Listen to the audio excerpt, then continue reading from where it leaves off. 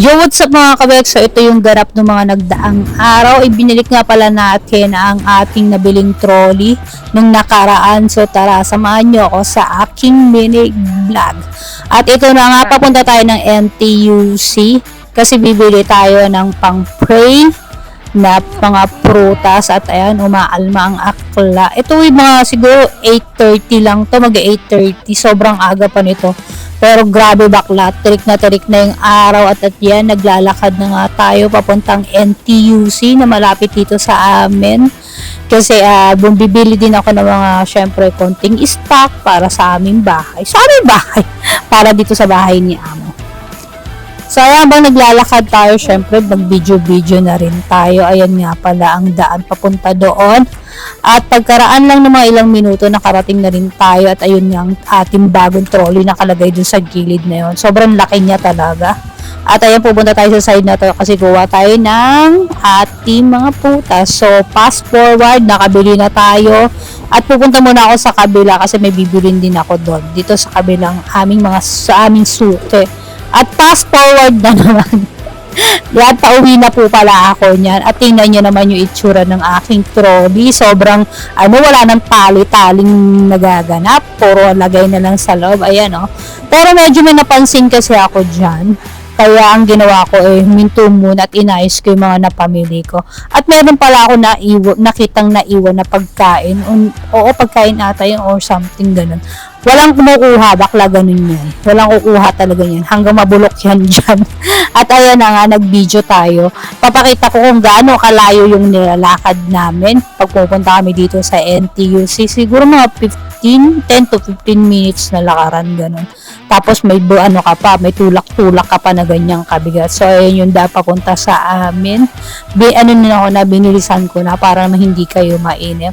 At kaya, yung nabanggit ko palang napansin, mamaya sasabihin ko. At ayan, nung nakauwi na nga ako, bumili lang si ate ng Malay food for our lunch. English pa talaga. Bumanat pa talaga ng English.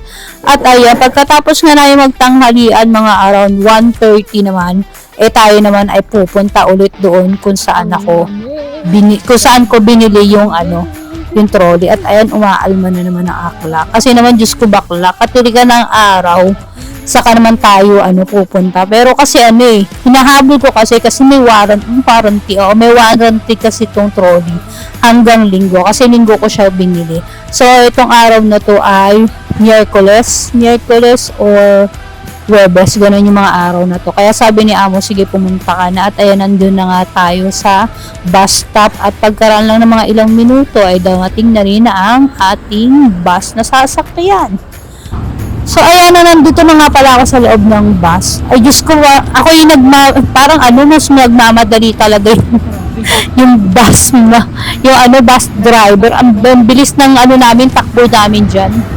Grabe yung patakbo ngayon ng driver ng bus. Sobrang patakbo kabilis, parang may nahabol kami parang may nahabol na something. At pagkaraan din ng mga ilang minuto, ayan, nakarating na tayo dito sa may market kung saan natin binili itong trolley.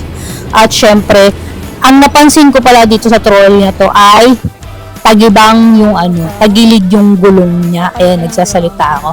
At yan nga pala ang sabi ng babaeng nabilhan ko, papalitan na lang nila yung gulong. Pero hindi nila papalitan yung buong pinakakatawan. Kung ano lang yung sira, yun lang ang papalitan nila.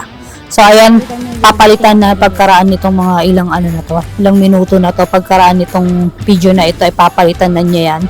At ayan nga, pinapalitan niya. Nagsasalita sila ng check kung anong kasama niya. Siguro nauurat siya kasi tinulak niya kasi yung trolley. Sabi niya walang problema. Sabi ko, hindi mo ba nakita yung gulong tagilid? Sabi ko gano'n sa. Tapos ayun, gaganyan na siya. Nag-e-emi na siya. Akala ko nga ihahampas niya yung trolley doon. Bakla, hintayin ko ba yung ihampas sa akin? At ayan, iniwanan siya nung lalaki kasi merong mga bumibili. So, syempre, Pilipino tayo, kailangan pa rin natin tumulong. Ayan, tumulong na rin tayo. At ayan, pagkaran nga ng ilang minuto, katapos nga niyang gawin, so pauwi na tayo nito. Bumili na lang muna tayo ng palamig dito sa loob ng 7-Eleven.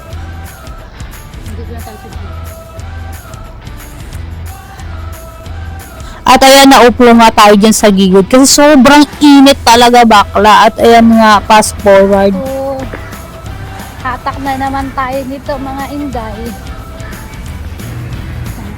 Nasa gitna ng initan.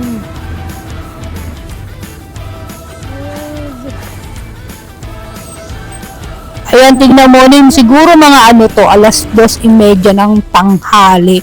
Diyos ko, ako lang yung naglalakad ata na walang payong. At ayan na nga, nakarating na nga tayo sa bus stop at syempre nag-chill muna tayo kasi meron pang 6 minutes bago dumating ang ating bus. So ayan, fast forward na rin natin to. Pagkarating ko ng bahay, siguro nagpahingala ako ng konti ay nagmerienda na ako ng black beans noodles, Korean noodles at yan, nagprito ako ng 2 hotdog. So ayan, dito na po magtatapos ang aking mini vlog. Bye! Salamat sa suporta!